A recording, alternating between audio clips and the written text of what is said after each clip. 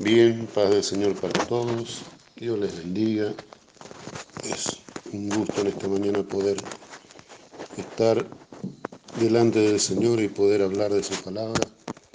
Quiero en este día mandar una pequeña reflexión, una meditación de su palabra para todos los que quieren escuchar, los que tengan hambre.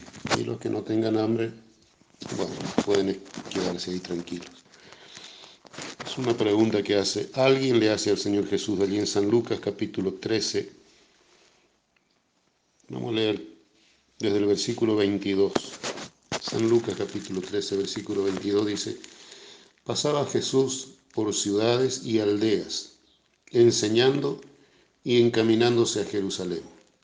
Y alguien le dijo: Señor, ¿son pocos los que se salvan? Y él les dijo: Esforzaos a entrar por la puerta angosta, porque os digo que muchos procurarán entrar y no podrán. Amén. Hasta ahí. La Biblia muestra, durante la estadía de nuestro Señor, cumpliendo su ministerio terrenal acá en la tierra,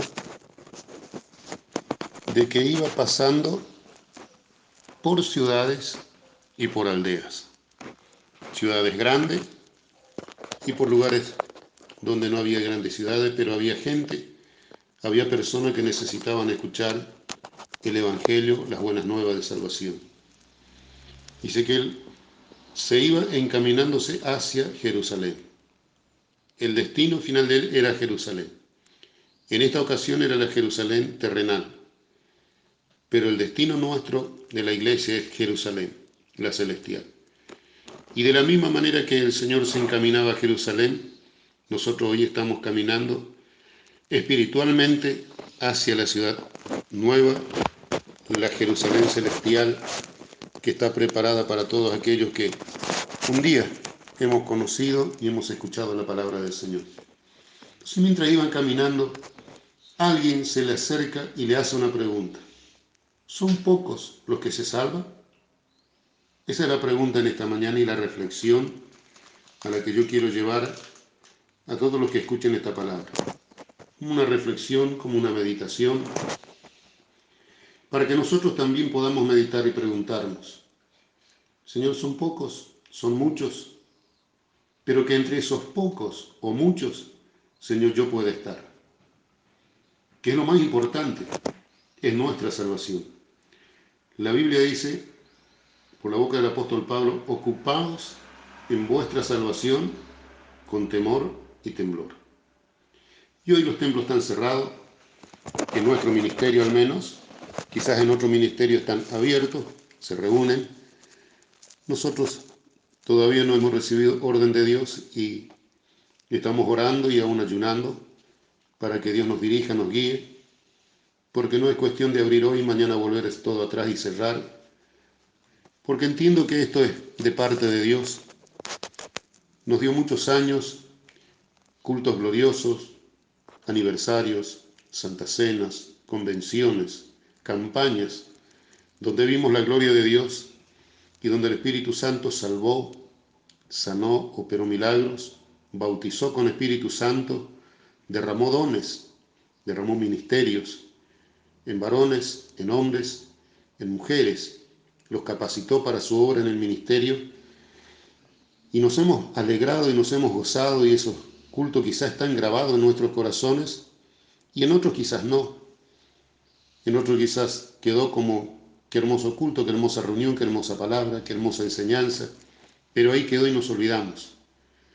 Y creo que este es el tiempo en que Dios dijo: yo quiero tratar con mi iglesia, quiero tratar con mis siervos, quiero tratar con los que tienen ministerio y que tienen la gran responsabilidad de enseñar y de predicar mi palabra, y aún aquellos que son responsables en la administración del canto, de la música, de la adoración en la iglesia.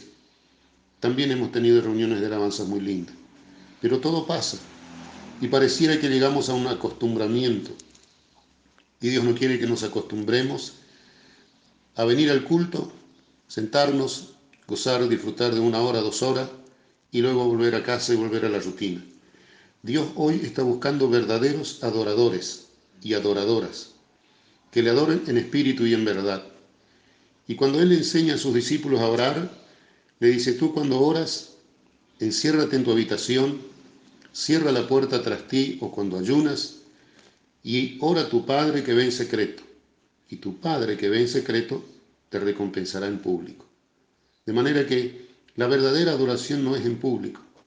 El encuentro con Dios puede ser en público, pero es más efectivo cuando es personal.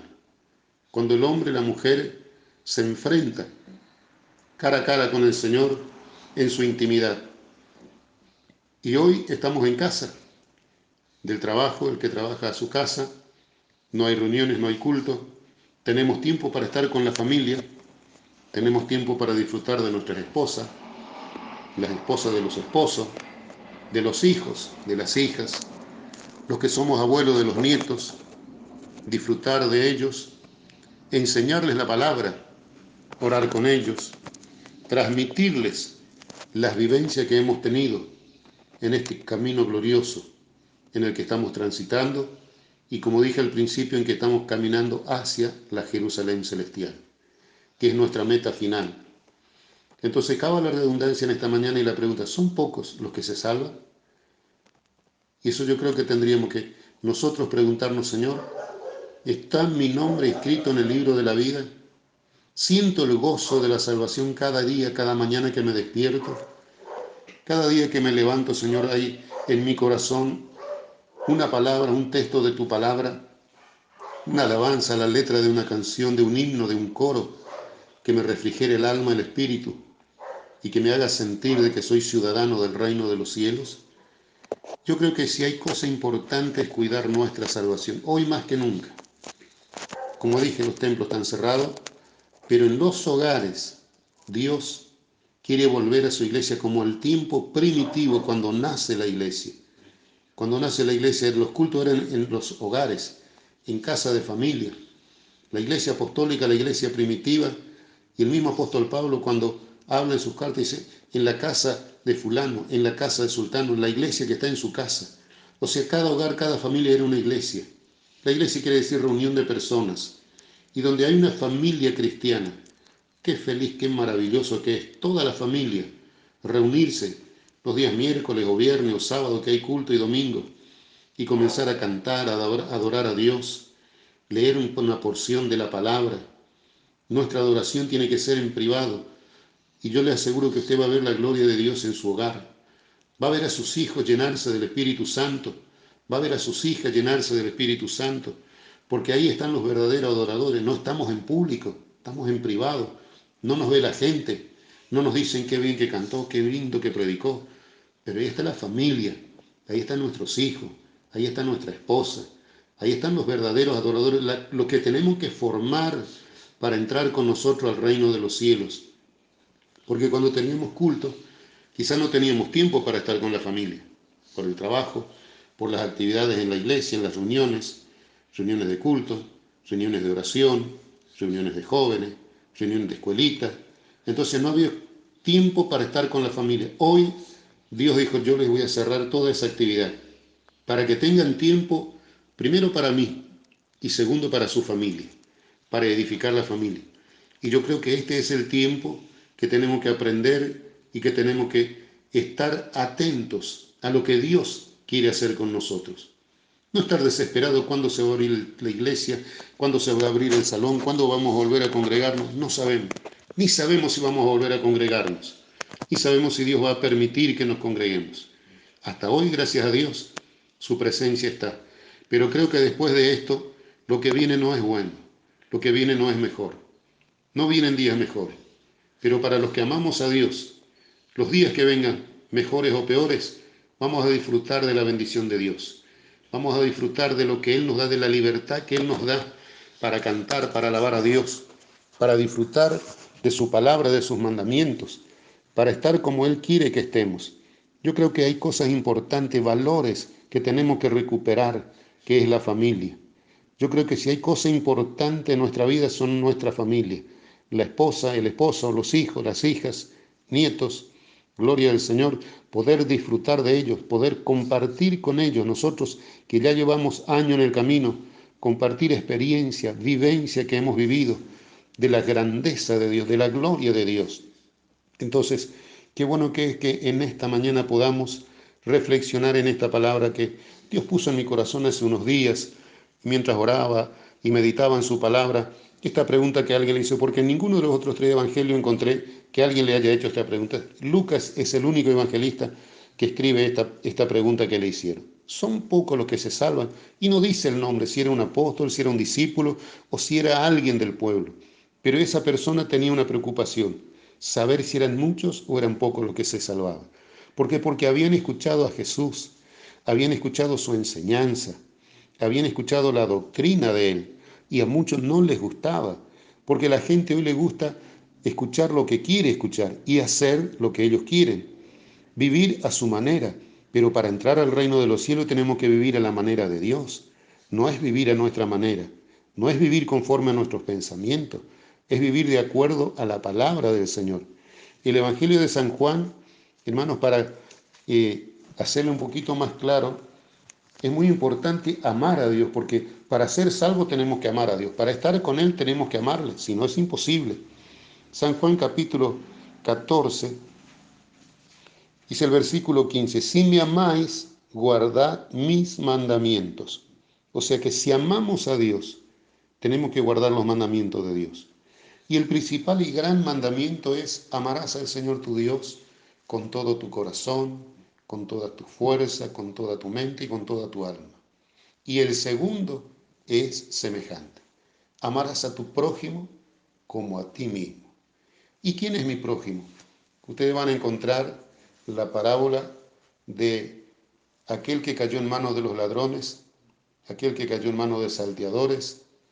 Y la Biblia dice que pasó un sacerdote y él estaba herido, tirado al costado del camino y se hizo a un lado y lo dejó. Pasó un levita, se hizo a un lado y lo dejó. Pero pasó un samaritano que no era ni hijo de Dios, ni era sacerdote, ni levita, y se compadeció de él, y le curó las heridas, lo llevó, lo dejó en el mesón, y le dejó dinero al mesonero, y le dijo, cuida de él, y si algo gastó de más, cuando yo vuelva te lo pagaré.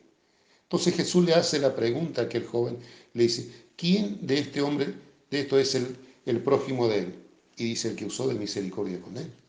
Entonces yo creo que aquel samaritano no le conocía, no sabía quién era, si cayó en manos de ladrones porque se merecía, porque era malo, porque era un pecador. Sin embargo, él usó de misericordia. Que Dios nos bendiga en esta mañana y que podamos, hermanos, imitar a esa gente y usar de misericordia con nuestro prójimo. Amar a nuestro enemigo, amar al que nos aborrece, amar al que nos ultraja, amar al que nos persigue, porque amar a quien nos ama no estamos haciendo nada de más. Eso hace la gente que no conoce a Dios. Pero los que no conocen a Dios aman simplemente a los que le aman. Pero si alguien no está de acuerdo con Él, lo tienen lejos. Y si hay un sello que identifica a los hijos y a las hijas de Dios, es amar a su enemigo. Es amar al que le ha dañado, al que le ha afectado y que le ha hecho mal. Ahí está la grandeza del Hijo de Dios. Entonces ahí entra la pregunta, ¿son pocos los que se salvan? Esa gente que puede amar a su enemigo, que puede amar al que le aborrece, que puede amar al que le ultraja, y amarlo de corazón, amarlo de verdad, no de labio. Y si tenemos la oportunidad de ayudarle, de darle una mano, hacerlo, demostrando que en verdad el amor de Dios está en nuestro corazón. Entonces, el versículo 23 de San Juan 14 dice, respondió Jesús y le dijo, el que me ama, mi palabra guardará, y mi Padre le amará, y vendremos a él y haremos morada con él. El 24, el que no me ama, no guarda mis palabras, y la palabra que habéis oído no es mía, sino del Padre que me envió. Qué precioso. Entonces acá lo deja bien clarito, no hay nada que explicar. El que me ama, guarda mi palabra. El que no me ama, no guarda mi palabra. Entonces, ¿cuál es la palabra fundamental hoy? Amar a nuestro prójimo. Si decimos amar a Dios, tenemos que amar a nuestro enemigo. Tenemos que amar al que nos aborrece, tenemos que amar al que nos ultraja, tenemos que amar al que nos persigue. Entonces ahí vamos a saber si en verdad estamos dentro de ese pequeño remanente que vamos a entrar un día al reino de los cielos. Digo, vamos a entrar porque por la fe es la salvación. No es por obras, no es porque unos seamos mejores que otros, sino es por la gracia y la misericordia de Dios. La Biblia dice que Dios dice, yo tendré misericordia de quien tendré misericordia, y me compadeceré de quien me compadeceré. Entonces que en esta preciosa mañana que Dios nos da y nos bendiga, podamos entender de que hay un plan y hay un propósito que nació en el corazón de Dios para los hijos de Dios. Entonces, yo creo que es algo especial que Dios ha puesto en nuestro corazón para saber si somos salvos. Yo creo que tenemos muchos textos para meditar y para reflexionar, pero yo quiero meditar con ustedes en Apocalipsis, cuando el apóstol Juan ve aquella gran multitud. Apocalipsis capítulo 7, el versículo 9 dice de esta manera: Después de esto miré, y aquí una gran multitud, la cual nadie podía contar, de todas naciones y tribus y pueblos y lenguas, que estaban delante del trono y en la presencia del Cordero, vestidos de ropas blancas y con palmas en las manos, y clamaban a gran voz diciendo: La salvación pertenece a nuestro Dios, que está sentado en el trono, y al Cordero. Ahí está. Juan estaba en la isla de Patmos, había sido deportado, había sido llevado allí porque era un siervo del Señor. Por predicar el Evangelio estaba preso en aquel lugar. Pero en ese lugar él tiene la visión más grande y más maravillosa que la Biblia registra y que quedó registrado en el libro de Apocalipsis. Y que Dios le ordenó escribir todo lo que él vio y todo lo que él escuchó. Y entre las cosas que él vio cosas futuras para algunos milenios más adelante. Que estamos llegando. Dice: miré y aquí una gran multitud, la cual nadie podía contar. Qué precioso, nadie se podía contar. O sea que hay muchos de los que nos vamos a salvar, ¿eh? O es un pequeño grupito. Hay muchos que amamos a Dios. Hay muchos que están dispuestos a dar su vida por amor al Señor, como Esteban. Esteban demostró amar a Dios de verdad. Lo apedrearon, lo mataron, mientras su cuerpo era despedazado por las piedras, y con las últimas fuerzas que le quedaban, estaba arrodillado, vio el cielo abierto, igual vio al Hijo de Dios sentado a la diestra del Padre, y se dirigió a él y le dijo: Señor, no les imputes este pecado. Le estaban matando, le estaban asesinando, y él estaba pidiendo que Dios perdonara a sus asesinos. Eso es amar a Dios. Eso es amar a Dios de verdad. Un hombre simple, sencillo, un diácono de los 7 primeros diáconos de la iglesia primitiva. Pero hoy está delante del Señor y un día lo vamos a conocer. Aquellos que amamos a Dios lo vamos a conocer. Gloria al Señor. Estaban vestidos de ropas blancas, en la presencia, delante del trono y en la presencia del Cordero, vestidos de ropas blancas y con palmas en las manos. Y clamaban a gran voz. No hablaban bajito, clamaban a gran voz diciendo. O sea, estaban como pregonando, como exaltando. Dice: la salvación pertenece a nuestro Dios, que está sentado en el trono, y al Cordero. Y al Cordero. Gloria al Señor. Entonces, ¿quién es el Cordero? Jesús, el que dio su vida por nosotros. Es por su sangre derramada, es por el sacrificio que Él hizo en la cruz del Calvario, que nosotros vamos a entrar al reino de los cielos. No es por nuestros méritos, no es porque seamos unos mejores que otros, de ninguna manera. Es por su gracia, es por su salvación. Entonces, que en esta mañana Dios nos ayude. Mucho, multitudes, no se podía contar la multitud. Gloria al Señor. Entonces, el versículo 13 del capítulo 7 dice: Entonces uno de los ancianos habló diciéndome: Estos que están vestidos de ropas blancas, ¿quiénes son? ¿Y de dónde han venido? Yo le dije: Señor, tú lo sabes. Y él me dijo: Estos son los que han salido de la gran tribulación y han lavado sus ropas y las han emblanquecido en la sangre del Cordero. Por esto están delante del trono de Dios y le sirven día y noche en su templo. Y el que está sentado sobre el trono extenderá su tabernáculo sobre ellos. Ya no tendrán hambre ni sed, y el sol no caerá más sobre ellos, ni calor alguno, porque el Cordero que está en medio del trono los pastoreará y los guiará a fuentes de agua de vida, y Dios enjugará toda lágrima de los ojos de ellos. Hoy a veces tenemos que llorar por situaciones que nos tocan vivir, por malos momentos, por la partida de seres queridos o por alguien que desobedeció al Señor, y a veces cuesta lágrima, cuesta dolor. Pero en aquel tiempo, todas las lágrimas que usted ha derramado por la causa del Señor y por hacer la voluntad de Dios, dice que Él va a enjugar, Él va a secar todas nuestras lágrimas. Imagínese si no es importante guardar su palabra, si no es maravilloso servir al Señor. Y dice que aquella multitud pasó, salió de la gran tribulación. Un momento duro. Todavía no estamos en la gran tribulación. La gran tribulación para la iglesia, para el pueblo de Dios. El pueblo de Dios fue atribulado cuando estuvieron en Egipto, fueron esclavizados. Gloria al Señor. Dios los sacó con mano poderosa. Dios los llevó y los introdujo a la tierra prometida. Y hoy también la iglesia está pasando por momentos críticos. Muchos de nuestros hermanos están siendo perseguidos en lugares donde se prohíbe predicar el Evangelio. A algunos les están costando la vida, a otros cárceles, a otros persecuciones, a otros desprecios, a otros calumnias. Gloria al Señor.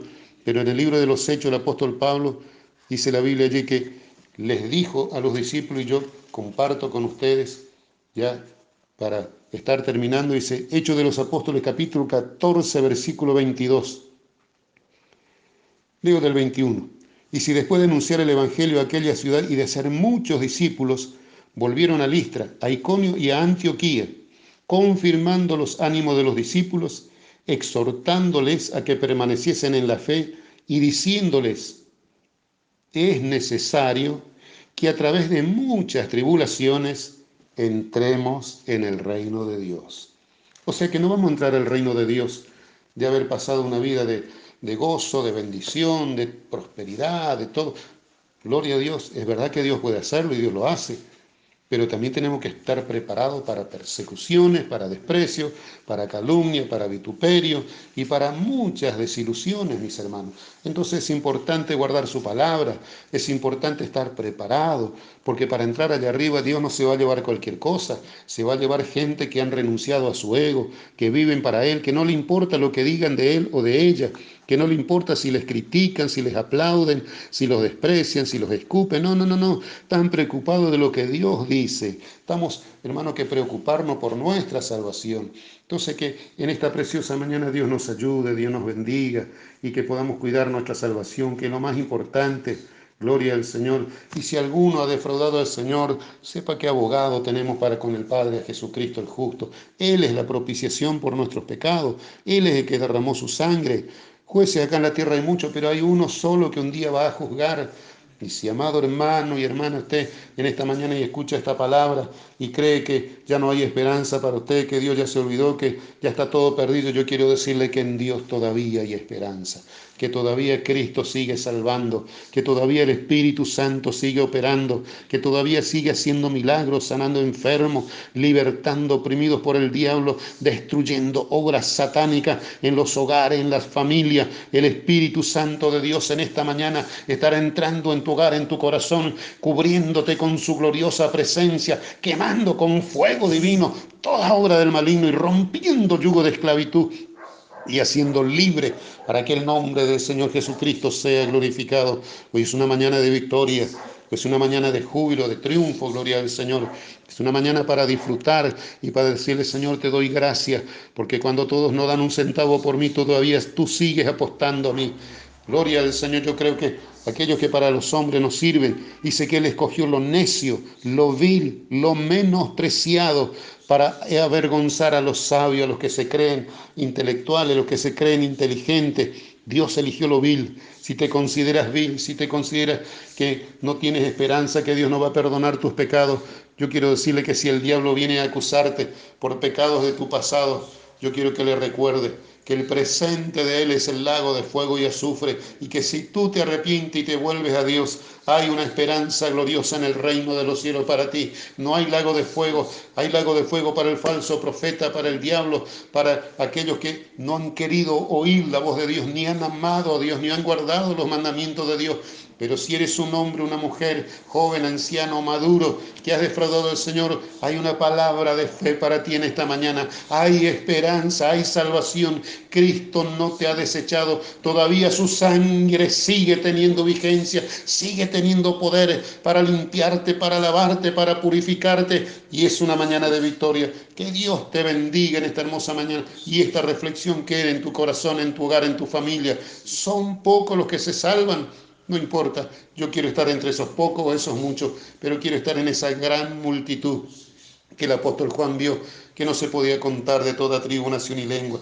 Y en esta mañana yo quiero hacer una oración simple, sencilla. Si estás enfermo, pon tu mano en el corazón, no importa que la enfermedad esté en el pie, en la cabeza, donde sea. Yo creo que Dios opera milagros, no importa el nombre de la enfermedad, llámese cáncer, sida, reumatismo, artrosis, tuberculosis o esta misma plaga de COVID-19 que hoy está azotando hogares, familias. Cristo tiene autoridad sobre él. Esta plaga es una demanda para que los hijos de Dios nos volvamos a Dios. Y en el nombre de Jesucristo, ten tu mano ahí en tu corazón y cree con una fe simple. Yo voy a hacer una oración de fe. Padre, en el nombre de Jesucristo he predicado tu palabra y tu palabra nunca volverá vacía. Antes hará todo aquello para lo cual usted lo envió y ha de ser prosperada. Padre, mira aquellos que tienen la mano allí en su corazón, que tienen una plaga, una enfermedad en su cuerpo. Extiende tu mano y arranca toda plaga de raíz. Quema con fuego divino toda enfermedad. Arranca, Señor, aún el COVID satánico asesino que destruye vida, hogares, familias. Se ha secado ahora en el nombre de Jesucristo, Padre. El cáncer dañino que daña vidas, que Señor, destruye cuerpos físicos en esta mañana. Se ha quemado, consumido por el fuego del Espíritu Santo. Y toda enfermedad, toda plaga, Padre bueno, sean libres, sanos.